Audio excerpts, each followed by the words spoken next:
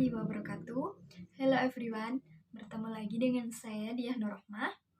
Nah, pada kesempatan kali ini saya akan membuat sebuah video mengenai jawaban dari beberapa pertanyaan yang telah diberikan oleh Bapak Dedi Wahyudi selaku dosen pengampu mata kuliah Al-Quran, Hadis, dan Pembelajarannya.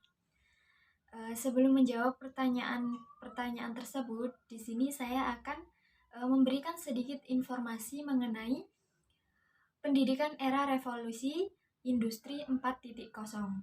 Nah, everyone, pada tahun 2020 ini dunia dihadapkan dengan tantangan baru, yakni pendidikan era revolusi industri 4.0 atau sering disebut dengan pendidikan 4.0. Nah, sebenarnya pendidikan 4.0 itu apa sih? Nah, pendidikan 4.0 adalah fenomena yang merespon kebutuhan revolusi industri dengan penyesuaian kurikulum yang baru sesuai situasi yang dihadapi saat ini. Nah, maka dari itu Menteri Pendidikan dan Kebudayaan Mendikbud Bapak Nadiem Makarim memilih konsep Merdeka Belajar dengan alasan karena konsep tersebut sangat tepat digunakan sebagai filosofi perubahan dari metode pembelajaran yang terjadi selama ini.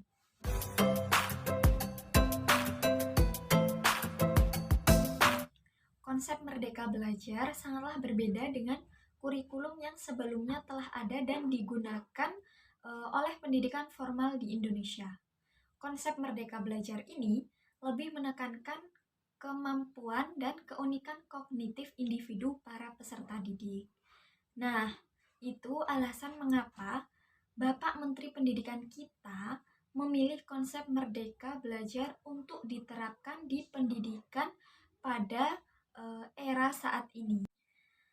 Adapun beberapa konsep Merdeka Belajar diantaranya yang pertama yaitu asesmen kompetensi minimum. Nah, perbedaan konsep ini dengan kurikulum yang digunakan sebelumnya yaitu terletak pada peserta didik yang diharapkan mampu untuk menunjukkan kemampuan minimum dalam hal literasi maupun numerik. Nah, pada kurikulum yang sebelumnya digunakan, pembelajaran peserta didik hanya fokus untuk mendapatkan nilai melalui tugas yang diberikan oleh pendidik. Nah, pada konsep pendidikan baru ini, peserta didik itu ditekankan agar bisa berpikir kritis dengan menggunakan kemampuan kognitif yang dimiliki masing-masing peserta didik tersebut. Misalnya pada bidang literasi. Pada kurikulum sebelumnya, peserta didik itu lebih banyak diharapkan untuk menghafal dan menerapkan materi yang mereka baca.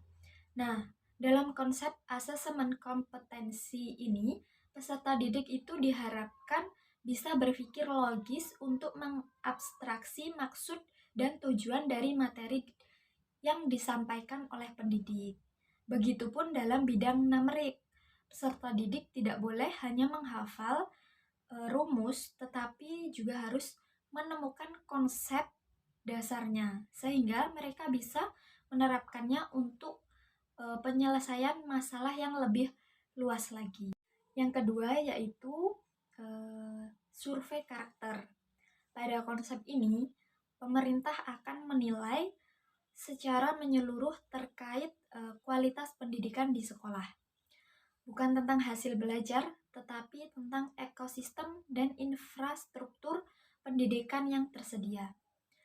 Dengan kata lain, pengembangan kualitas pendidikan bukan lagi tentang penerapan indikator kualitas tetap, melainkan tentang data hasil survei terbaru terhadap sekolah. Nah, yang ketiga tentang perluasan penilaian hasil belajar. Salah satu hal yang menarik dalam konsep Merdeka Belajar ini yaitu adanya perluasan penilaian hasil belajar peserta didik yang tadinya hanya dari ujian nasional menjadi penugasan dan portofolio. Dalam hal ini, Proses belajar peserta didik tidak hanya ditentukan dengan tes formal saja, tetapi juga dapat ditentukan dengan cara mengembangkan diri mereka sesuai dengan minat bakat yang dimiliki peserta didik tersebut. Yang keempat yaitu tentang pemerataan kualitas pendidikan hingga ke 3T. Konsep Merdeka Belajar juga dapat diartikan dengan keadilan terhadap akses pendidikan yang setara bagi seluruh peserta didik yang ada di Indonesia. Oleh karena itu, pemerintah membuat kebijakan afirmasi dan pemberian kuota khusus bagi peserta didik yang tinggal di daerah 3T. Daerah 3T yaitu terdepan, terpencil, dan tertinggal.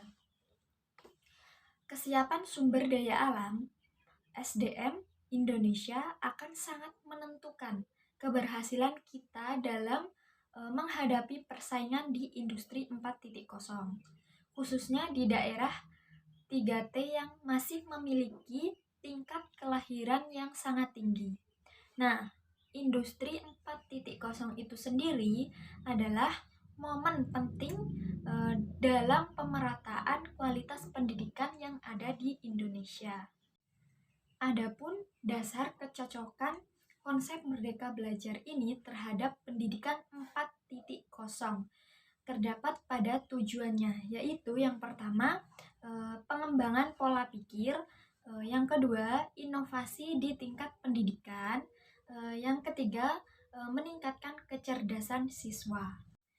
Adapun syarat infrastruktur dasar yang harus disiapkan oleh sekolah agar dapat menyelenggarakan kurikulum 4.0 yaitu yang pertama jaringan internet itu stabil, yang kedua instrumen pembelajaran berbasis digital, yang ketiga pendidik harus menjadi seseorang yang profesional dan berkualitas.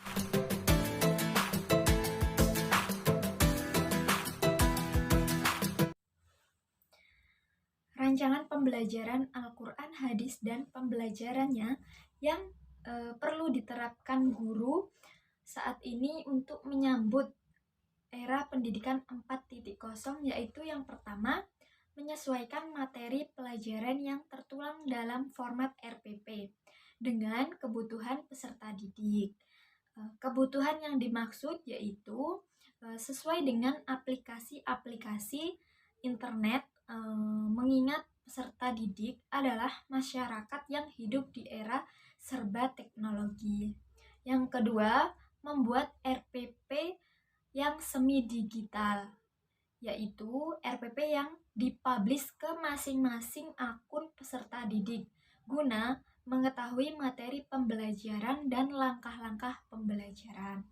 Yang ketiga yaitu setiap peserta didik diharapkan mampu menyusun setiap materi pertemuan dan kemudian menganalisis serta membuat rekayasa produk yang menuntut aplikasi pembelajaran Al-Quran, hadis, dan pembelajarannya.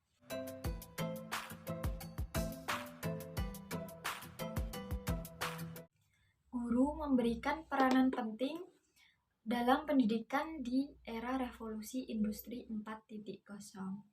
Nah, ada 3 hal penting yang perlu dilakukan oleh seorang guru.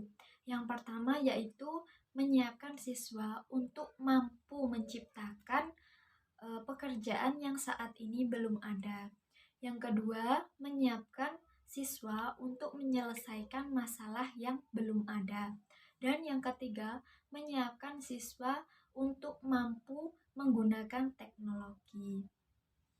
Untuk mempersiapkan siswa menghadapi era revolusi industri 4.0 bukanlah hal yang mudah bagi guru. Guru memerlukan strategi pembelajaran yang mampu memfasilitasi siswa untuk berkembang. Strategi pembelajaran berpengaruh terhadap pola pikir dan apa yang akan dihasilkan siswa kelak. Pemilihan strategi mempunyai peranan penting dalam menyiapkan siswa menghadapi era revolusi industri 4.0. Ada 5 strategi yang bisa digunakan guru dalam pembelajaran di era revolusi industri 4.0. Di antaranya yaitu yang pertama, membantu siswa dalam belajar. Proses pembelajaran yang terjadi saat ini yaitu teacher center. Nah, guru sebagai sumber informasi satu-satunya di dalam kelas. Guru menjelaskan pembelajaran, kemudian siswa diberikan waktu untuk menyalin catatan di papan tulis. Lalu siswa mengerjakan latihan, soal, pembahasan, dan dilanjutkan dengan penilaian. Untuk anak yang memperoleh nilai yang baik, mendapatkan apresiasi dari guru. Namun untuk siswa yang belum mendapatkan nilai baik, guru memberi kesempatan khusus atau memberi remedial. Yang kedua, adanya kesempatan untuk berkembang dan berprestasi. Ukuran keberhasilan siswa biasanya hanya dipandang dari angka yang diperoleh. Peringkat di kelas menandakan prestasi yang didapatkan oleh siswa. Tanpa disadari, manusia diciptakan oleh Tuhan memiliki kecerdasan yang berbeda.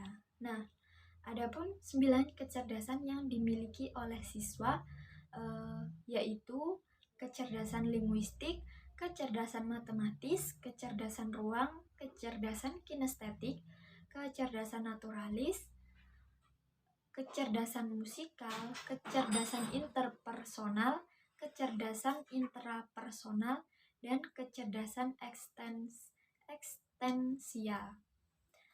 Guru bisa mengembangkan kecerdasan majemuk yang dimiliki siswa saat pembelajaran di kelas. Pemberian stimulus dan pengarahan guru mampu merangsang kecerdasan siswa akan meningkat sehingga siswa diberikan kesempatan untuk berkembang dan berprestasi sesuai kecerdasan yang dimiliki peserta didik tersebut. Yang ketiga yaitu penguatan pendidikan karakter atau biasa disingkat dengan PPK. Pendidikan karakter harus dikembangkan sedini mungkin. Penanaman karakter tidaklah mudah dan membutuhkan waktu yang lama.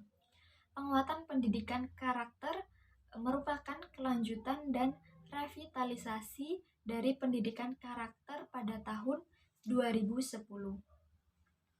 Pendidikan karakter dinilai penting dikembangkan di dalam dunia pendidikan.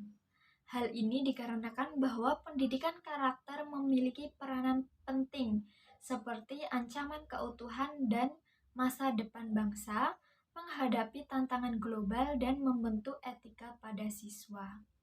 Kunci penerapan PPK terletak pada pembiasaan di sekolah, dan guru memiliki peranan yang sangat besar dalam penguatan pendidikan karakter. Yang keempat yaitu melek teknologi. Era revolusi industri 4.0 menuntut sebagian besar orang memahami akan arti pentingnya teknologi. Teknologi yang ada memberikan banyak pengaruh yang baik dalam kehidupan. Pemanfaatan teknologi yang tepat dalam pembelajaran memberikan tambahan pengetahuan yang baik kepada guru untuk ditransfer ke siswa.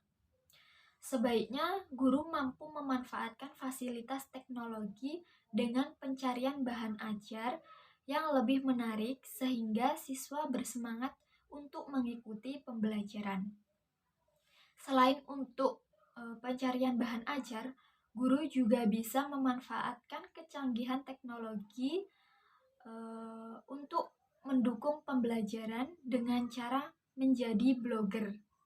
Hal ini akan membantu siswa dalam memahami pelajaran yang diberikan. Selain itu, siswa mampu mengulang materi yang diberikan oleh guru, di mana saja siswa berada dan kapanpun siswa mau. Tentunya didukung dengan fasilitas yang memadai. Guru harus memberikan pengertian kepada siswa untuk menggunakan teknologi untuk hal-hal yang baik. Yang kelima yaitu menjadi guru efektif. Guru efektif adalah guru yang selalu berpikir bagaimana cara menjadi lebih baik.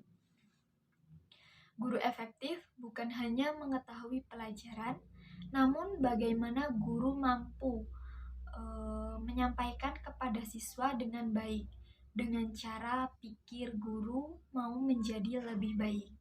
Guru akan mencari solusi apabila dalam pembelajaran ilmu yang ditransfer ke siswa belum sepenuhnya dipahami. Adapun karakteristik guru efektif yaitu memiliki rasa simpati yang tinggi, melayani dan menganggap bahwa siswa merupakan anak sendiri, ikhlas dalam memberikan ilmu dan tidak meminta balasan dalam bentuk apapun, memberikan tanggung jawab kepada siswa berupa tugas berdasarkan porsi setiap siswa, memberikan nasihat apabila siswa melakukan pelanggaran. Semua ilmu memiliki kedudukan yang sama, tidak memaksakan siswa untuk mencapai target yang telah ditentukan, pemberian bahan ajar yang lebih sederhana untuk anak yang belum bisa memahami pelajaran dengan baik.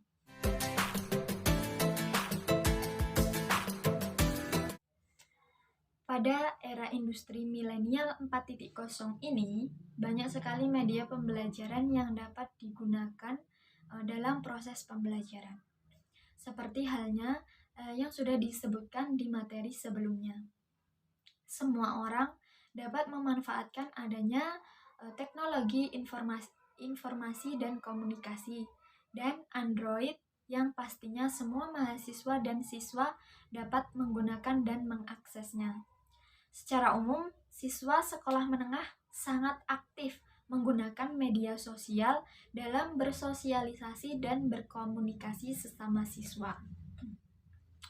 Pendidikan saat ini menunjukkan bahwa pengembangan media pembelajaran berbasis online dapat dimanfaatkan oleh guru dan peserta didik dalam menjalankan proses belajar mengajar. Sehingga guru dan peserta didik bisa beradaptasi dengan pembelajaran yang saat ini berbasis teknologi.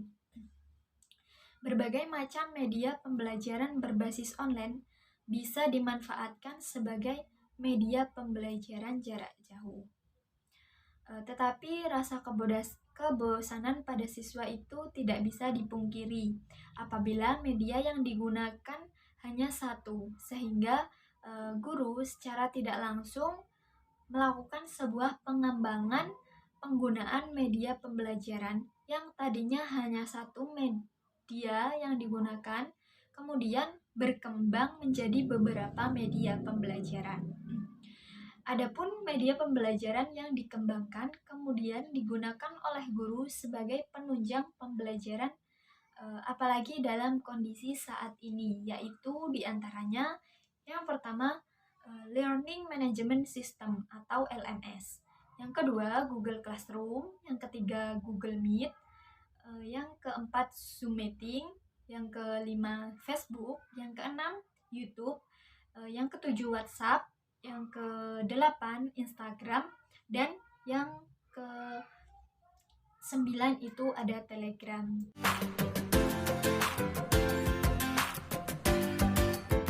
Nah, everyone, kondisi yang kita rasakan saat ini tidak memungkinkan pendidikan untuk melaksanakan pembelajaran tatap muka. Maka dari itu, seluruh pihak yang terlibat dalam pendidikan mensiasati pembelajaran ini dengan cara pembelajaran jarak jauh atau daring, dengan memanfaatkan adanya teknologi informasi dan komunikasi dan Android yang dimiliki. Sistem pembelajaran jarak jauh memang tidak seefektif sistem tatap muka. Apalagi apalagi dalam kondisi seperti saat ini. Banyak hal yang perlu dipersiapkan dengan baik agar proses pembelajaran bisa berjalan dengan optimal. Dalam sistem pembelajaran daring ini tidak cukup dengan hanya menyiapkan infrastruktur berupa jaringan dan platform aplikasi. Ada tuntutan yang justru lebih sulit dari itu, yakni kesiapan seorang guru dan para pelajar.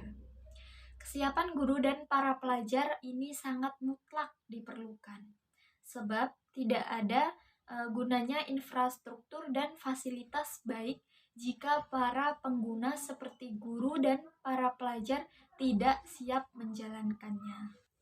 Untuk menyiapkan guru dan pelajar, dalam hal ini perlu dilakukan sosialisasi secara masif dan terstruktur. Hal ini bisa dilakukan dengan penyediaan dan penyebaran media-media seperti video tentang manual book atau petunjuk penggunaan teknologi yang tersedia dan dibutuhkan. Agar optimalisasi proses pembelajaran daring berjalan dengan baik, maka kedisiplinan tingkat tinggi mutlak dibutuhkan, baik dari gurunya maupun para pelajarnya. Siswa yang tidak memiliki keterampilan dasar dan disiplin diri yang tinggi dapat melakukan pembelajaran yang baik dengan metode konvensional.